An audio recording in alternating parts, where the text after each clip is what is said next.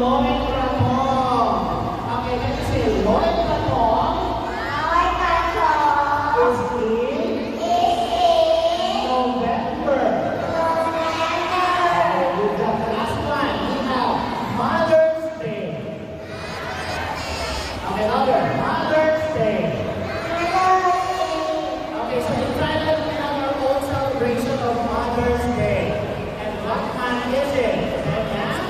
Mother's Day is in August. Yes, it's in August. Okay, can you say Mother's Day Mother's Day is in August. August.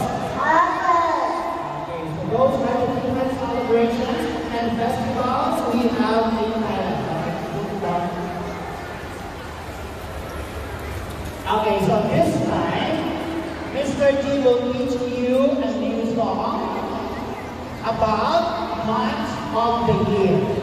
Okay, so you look at my students here. Okay, we are going to sing the months of the year song with action. Okay, when you say January,